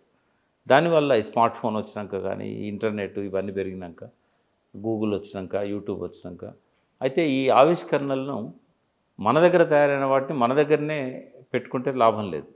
ఆవిష్కరించిన వాళ్ళకు కూడా ప్రయోజనం చేకూరదు. అయితే వాళ్లకు విదేశాలతో కనెక్ట్ లేదు. దానికోసం ప్రభుత్వం ఎటువంటి సంస్థలను పెట్టింది కూడా లేదు. ఇక్కడ టెక్నాలజీని వెనుకబడ్డ దేశాలకు తీసుకుపోవాలి అనేది ప్రభుత్వం కూడా చేయడం లేదు. ఆవిష్కరణ అంటే ఈ ప్రపంచంలో ఒక్కరి మైండ్లోకి వెళ్ళి వచ్చి ఒక్కరే దాన్ని చేయగలిగింది. ఈ లబ్ధి, ఈ ప్రయోజనం ప్రపంచ ప్రజలకు అందుబాటులోకి రావాలి. కాబట్టి నేనేమనుకుంటున్నా అంటే ఒక 40-50 దేశాధినేతలతోని నేను కనెక్ట్ అవుతున్నా. అంటే ప్రెసిడెంట్స్ కానీ, రాజులు కానీ. మనం ఇక్కడ కూర్చొని రాచరికాల గురించి పిచ్చి పిచ్చిగా మాట్లాడతాం. నేను ఒక హార్ష్ కామెంట్ చేయదలుచుకున్నా. ఇవాళ దుబాయ్లో కానీ, అబుదాబిలో కానీ, షార్జాలో కానీ ప్రపంచంలో చాలా రాజరికపు దేశాలు, ఖతార్ కావచ్చు, బహ్రెయిన్ కావచ్చు, కువైట్ కావచ్చు, వాళ్ళకు ఆ ప్రాంతం మీద ఉన్న ప్రేమ, మమకారం, ఆ ప్రజల పట్ల ఉన్న ప్రేమ, అభివృద్ధి, సంక్షేమం పట్ల వాళ్ళు చేస్తున్న పద్ధతి, ఇన్నోవేషన్స్ని ఎంకరేజ్ చేస్తున్న తీరు, అందులో కనీసం 10% కూడా భారతదేశంలో ఏ పరిపాలనలో నేను చూడలేదు. 10% కూడా, ఈవెన్ 10% అద్భుతంగా దూసుకుపోతున్నారు. వాళ్ళు రాసిన పుస్తకాలు కూడా నేను ప్రజల అభిప్రాయం ఏంటో తెలియదుగా. ప్రజలు రాచరికాలలో ఇప్పుడు ఏం జరుగుతున్నదంటే 5 ఏళ్ళకోసారి ఎన్నికలు రావు. నా కొడుకుని ముఖ్యమంత్రి చేయాలి, నా మనవడిని ముఖ్యమంత్రి చేయాలి, నేను ముఖ్యమంత్రిని కావాలని పోటీ పడేటోళ్ళు ఎవరు లేరు. ఆ రాజు వంశమే ఎప్పటికీ పరిపాలన చేస్తుంది. కాబట్టి వాళ్ళకు రాజకీయ బెంగ లేదు. అధికారం పోతే మళ్ళీ ఓట్లు వేయడానికి నేను ప్రజలను నా దిక్కు తెచ్చుకోవాలనే చింతన లేదు. అధికారం పోదు. రెండవది డబ్బు సంపాదించాలనే యావలేదు. ఎందుకంటే అసలు ఇంకొక 10-20 తరాలకైనా తరగనంత సంపద వాళ్ళ దగ్గర ఉంది. వాళ్ళు చెప్పుకోరు. ఇప్పుడు ఎలన్ మాస్క్ ప్రపంచంలో అత్యంత కుబేరుడు అని చెప్తాం కదా, ఆయన కంటే కూడా ఇంకొక అతను అన్నాడు. కానీ వీళ్ళ ఒక్కొక్కని ఇంట్లో ఉన్న బంగారం అంతా కాదు వాళ్ళ విలువ. వీళ్ళు చెప్పుకోరు. 300 బిలియన్స్ ఏవైతే ఉన్నదో, అత్యంత ధనికుడు 300 బిలియన్లు. ఆ 300 బిలియన్ల బంగారమే ఉంది వాళ్ళ దగ్గర, ఒక్కొక్కరి దగ్గర. సౌదీ రాజు కావచ్చు, ఈయన కావచ్చు, మన దుబాయ్ మహమ్మద్ బిన్ రషీద్ కావచ్చు, లేకుంటే అక్కడ జాయద్ కావచ్చు మన అబుదాబిలో, వీళ్ళంతా ఎంతో సంపన్నులు, ప్రపంచ కుబేర్లు. కాబట్టి ఉన్న డబ్బే ఏం చేసుకోవాలనో తెలియదు వాళ్ళకి. ఇంకా బంగారం ఉన్నది ఏం చేసుకోవాలనో తెలియదు. ఇంకా వాళ్ళ బంగారం మీదనో డబ్బు మీదనో మమకారం లేదు. వాళ్ళు ఇప్పుడు దేనికోసం చూస్తానో తెలుసా? మనం ప్రపంచంలో టాప్ ఉండాలి. ఆయన రాసిన బుక్ తీసుకొచ్చాను, మై విజన్ అని, మై స్టోరీ అని, మహమ్మద్ బిన్ రషీద్ దుబాయ్ రాజు. ఆయన ఏమంటాడంటే చంద్రమండలం మీద పోయిన మొదటి వ్యక్తి పేరు చెప్పగలుగుతారు కానీ రెండో వ్యక్తి పేరు మీరు చెప్పలేరు. ఎవరెస్ట్ శిఖరం ఎక్కిన మొదటి వ్యక్తి పేరు చెప్తారు కానీ రెండో వ్యక్తి పేరు మీరు చెప్పలేరు. ఎప్పుడైనా రెండో వ్యక్తి జీరోనే. కాబట్టి ప్రపంచంలో నన్ను గుర్తుపెట్టుకోవాలంటే నేను నంబర్ 1గా ఉండాలి. ఏది చేసినా భిన్నంగా చేయాలి. దుబాయ్లో మనకు కనబడుతుంది. ఆయన ఫ్యూచర్ మ్యూజియం పెట్టాడు. ఇంకో 20 ఏళ్ళ తర్వాత దుబాయ్ ఎట్లుంటుందో చూపెట్టాడు. తర్వాత అందరూ టవర్స్ పెడతారు, ఏది దుబాయ్ని చూడడానికి, సిటీని చూడడానికి. అమెరికాలో కూడా ప్రతి నగరంలో నీడిల్ టవర్ అని ఇట్లా ఉంటాయి. ఇక్కడ ఆయన అట్లా కాదు, ఫ్రేమ్ పెట్టాడు. ఫ్రేమ్ పెట్టి పాత దుబాయ్కి కొత్త దుబాయ్కి మధ్యలో ఫ్రేమ్ పెట్టి అటు చూస్తే పాత దుబాయ్ కనబడుతుంది, ఇటు చూస్తే కొత్త దుబాయ్ కనబడుతుంది. అంటే ఏ పని చేసినా Burj Khalifa number 1 in the world హైట్లో. అందులో ఎన్నో టవర్స్, ఎన్నో రెసిడెన్షియల్ ఉన్నాయి. Dubai mall one of the biggest mall. అంటే ఏది చేసినా ఒక వింత. ఇప్పుడు ఇంటర్నేషనల్ ఎయిర్పోర్ట్ వస్తున్నది, చాలా పెద్దది. అంటే ఇవన్నీ కూడా ఏంటంటే వాళ్ళు ఎందుకు చేస్తున్నారు? వాళ్ళకి అభివృద్ధి పట్ల ప్రజల సంక్షేమ కోవిడ్ అప్పుడు దుబాయ్ అబుదాబి లాంటి దేశాలలో జరిగినంత ఆ ప్రజల పట్ల వాళ్ళు చూపెట్టింది ఇంట్లో కూర్చోబెట్టి వాళ్ళకి అన్ని పంపించారు. చైనాలో కూడా పంపారుగా, చైనాలో కూడా చేశారు, చైనాలో కూడా చేశారు. బట్ దుబాయ్ టాప్ అంటే ఎవరికి ఏం కష్టం కలగనేలే. మన కార్మికులకు కావచ్చు, ఇక్కడి నుంచి పోయిన వాళ్ళకి కావచ్చు. అంటే కొన్ని ఇప్పుడు నిజాం పాలనలో విష్ణుడు దేశ్ముఖ్ చేసినట్టు ఆ కంపెనీలలో ఉండే యజమానులు కొన్ని అకృత్యాలు చేస్తుండొచ్చు, కానీ నేను ఆ ముద్ర దుబాయ్ కింగ్ మీద పడవచ్చు, నిజాం మీద పడ్డట్టుగా. కానీ ఈ రాచరికాలలోనే ఇవాళ ప్రోగ్రెస్. అట్లని చెప్పి మన దగ్గర రాచరికాలు వస్తే అది వేరే తీరు, కానీ అక్కడ మాత్రం రాచరికాల పాలనలో చాలా గొప్ప అభ్యున్నతిని నేను చూడగలిగిన. అటువంటి వాళ్ళు మన దగ్గర ఉన్న ఇన్నోవేషన్ ఎంకరేజ్ చేస్తున్నారు. అంటే మీరు అటువైపు మీ ప్రయాణం జరగబోతున్నదా? నేనేంటంటే ఈ రాజకీయాలలో ఈ చర్చలలో టైం వేస్ట్ చేయకుండా కొంచెం మన తెలంగాణకు ఇప్పుడు 10 ఏళ్ళు కష్టపడి మనం ఇన్నోవేషన్ చేయించినాం. టీహబ్ అనేది వరల్డ్ లార్జెస్ట్ ఇన్నోవేషన్ సెంటర్. అయితే అభివృద్ధి అనేది జరిగింది కదా, ఆ ఫలాలను ప్రపంచ ప్రజలకు కూడా అందిద్దాం అన్నట్టుగా. దానివల్ల మన వాళ్ళకి చాలా లాభాలు జరుగుతాయి, ఎంతోమంది ఉద్యోగాలు పొందుతారు, ఉపాధి పొందుతారు. ఇక్కడ ఇన్నోవేషన్ చేసిన వాడు కూడా వానికి ఏమైనా అప్పులు అయితే అప్పుల నుంచి బయటపడతాడు, ప్రపంచ ప్రఖ్యాతి చెందుతాడు వాడు. తెలంగాణ ఒక దశ నుంచి మరో దశలోకి వస్తున్న సందర్భం ఇది. ఈ సందర్భంలో మీలాంటి వాళ్ళు తప్పకుండా ఉండాలి. స్టేజ్ 2 లాంచింగ్ ఇది. ఒక స్టేజ్ 1 అని స్టేజ్ 2కి వచ్చినాం. స్టేజ్ 2లో రాజకీయాలు ఎట్లా ఉండబోతున్నాయి ఏమిటనేది ఏమి అర్థం కావట్లేదు. తెలంగాణ సస్టైన్ కావడానికి పరిపాలన ఒక 10-15 సంవత్సరాలు అన్ని రకాల మన అంటారు కల్చరల్ ఫామ్ కూడా ఒకటి జరగవలసి ఉండేది, అది జరగని కారణంగా జరుగుతున్నాయి. మీలాంటి వాళ్ళు కనీసం సందర్భం ఉన్నప్పుడన్నా మాట్లాడాలి. సందర్భాన్ని బట్టి రాష్ట్ర రాజకీయాలు, దేశ రాజకీయాలను అప్పుడప్పుడు మాట్లాడితే బాగుంటుంది. మీరు మాట్లాడాలి కూడా, మీ ఇన్వాల్వ్మెంట్ దీంట్లో ఉండాల్సింది. అంటే మేధావులు, రాజకీయ విశ్లేషకులకు ఒక పాత్ర పోషించాల్సిన అవసరం అవుతున్నది. ఏదైతే మనం అంటున్నామో కేసీఆర్ ఆ కల్చరల్ రెవల్యూషన్ తీసుకురాలేదు, ఉద్యమ స్ఫూర్తిని ఉపయోగించుకోలేదు అంటున్నామో, మనం చేయాలి కదా. అది మనం చేయడానికి ఇటువంటి ఇబ్బంది లేదుగా. కాబట్టి నాతో పాటు నాలాంటి వాళ్ళు ఎవరున్నా ఉన్నారు, చాలామంది ఉన్నారు. మీలాంటి వాళ్ళు కొద్దిమంది ఉన్నారు, చాలా లేదు, కొద్దిమందే ఉన్నారు. ఈ కొద్దిమంది అయినా సరే ఇవాళ తప్పకుండా అంటే మీరు మరీ దీని నుంచి అటు దూరం జరగడం అట్లా కాదు. ఈ మెయిన్ స్ట్రీమ్ రాజకీయాలతో పేరు టైం వేస్టే తప్ప ఇంకో 3 ఏళ్ళ దాకా 4 ఏళ్ళ దాకా చేయగలిగింది ఏం లేదు. వేరే మాట్లాడే పనులు అయితే ఉన్నాయి కదా, ఆలోచింపజేసే పనులు అయితే ఉన్నాయి, అవి చేయాలి. మొత్తానికైతే ఈ ఇంటర్వ్యూలో మనం ఇంతటి పూర్వం ఇంటర్వ్యూల కంటే ఇది చాలా భిన్నంగా వచ్చింది ఇంటర్వ్యూ. ఇది ఒకటి. రెండవది, ఇక నుంచి మనం నేను ఫీల్ అవుతున్నది ఒక 24 సంవత్సరాలు జర్నలిజంలో కొనసాగుతున్నది. మాటల ద్వారానే తెలంగాణ సమాజం ప్రభావితమైంది. మీరు అన్నది భావోద్వేగంతో ఎక్కువ ఉంటుంది ఇక్కడ అని. కాబట్టి మనం వీలైతే మీలాంటి వాళ్ళు ఒక 5-10 చాలా చెప్పాల్సి ఉన్నది బుచ్చన్న ప్రజలకు. రాజకీయాలు అనేవి ఎప్పుడూ ఉంటాయి, కానీ నీకు కొసమెరుపులాగా నేను మాట చెప్తా, వాటి మీద వివరణ తీయ. దేశంలో కానీ రాష్ట్రంలో కానీ తెలంగాణలో కానీ 90% చదువుకున్న వాళ్ళు కావచ్చు, చదువు రాని వాళ్ళు కావచ్చు, పనులు ఎట్లా తోముకోవాలనో తెలియదు, ఎప్పుడు నిద్రపోవాలో ఎంత నిద్రపోవాలనో తెలియదు. ఊళ్ళల్లో ఒక మంచి కల్చర్ ఉంటుంది, వాళ్ళు పొద్దున్నే పడుకుంటారు, ఎర్లీగా లేస్తారు. కానీ ఆ పట్టణాల్లో మాత్రం, ఇప్పుడు నేను చెప్పేది పట్టణాల గురించే, అయితే ఈ కల్చర్ కొంత ఊళ్ళలో కూడా పోతున్నారు. ఇప్పుడు అమెరికాలో వేపు పుల్లలు అమ్ముతున్నారు తెలుసా, న్యాచురల్ బ్రష్ అని వేపు పుల్లలు అమ్ముతున్నారు అమెరికాలో. ఎంత మంచిది అది. కనీసం ఇట్లా దోముకునే అలవాటు ఉంటుంది పళ్ళ పుల్ల అయితే. ఇక మనం ఇట్లే వేసుకుంటాం, పళ్ళన్నీ అరిగిపోతూ ఉంటాయి. మంచినీళ్ళు తాగడం తెలియదు, ఎట్లా తాగాలి, ఎంత తాగాలి, ఎప్పుడు తాగాలి, ఇట్లాంటివి ఏవి తెలియవు.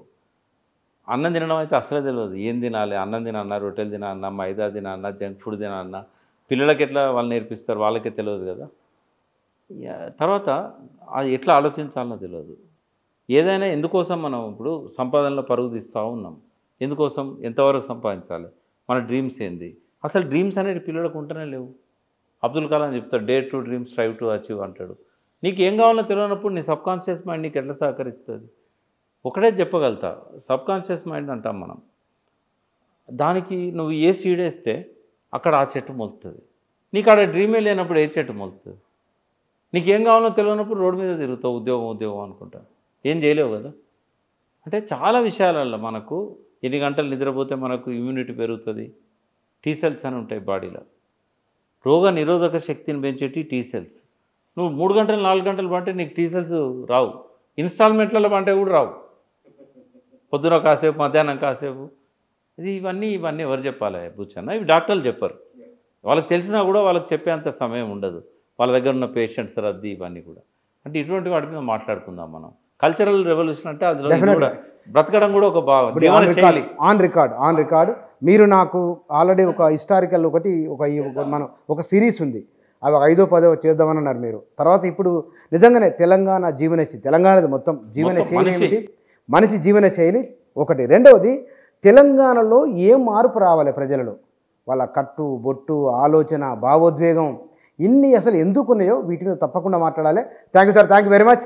ఎందుకంటే కదిలిస్తే వారు డెఫినెట్గా ఎంత మాట్లాడినా వినాలని అనిపిస్తుంది. సబ్జెక్టు చాలా విస్తృతమైన అవగాహన సబ్జెక్ట్ ఉంటుంది కాబట్టి వారికి ఇవాళ తెలంగాణ సమాజంలో జరుగుతున్న చర్చ, గత ప్రభుత్వం ఆ ప్రభుత్వ ఆయనలో జరిగిన పనులు నిర్ణయాలు, వాటిపైన ఇవాళ జరుగుతున్న సమీక్ష లేదా జ్యుడిషియల్ ఎంక్వైరీ విచారణ జరుగుతున్నది. వీటన్నింటికి సంబంధించి భవిష్యత్తు రాజకీయము, బీఆర్ఎస్ భవిష్యత్తు, ఆ నాయకత్వం ఎట్లా ఉంటే బాగుంటుంది, ఇప్పుడు ఎట్లా ఉన్నది, ఎట్లా ఉండాలి తదితర అంశాలకు సంబంధించి వారి సూచనలు, వారి అభిప్రాయాలు ఇవి. Thank you.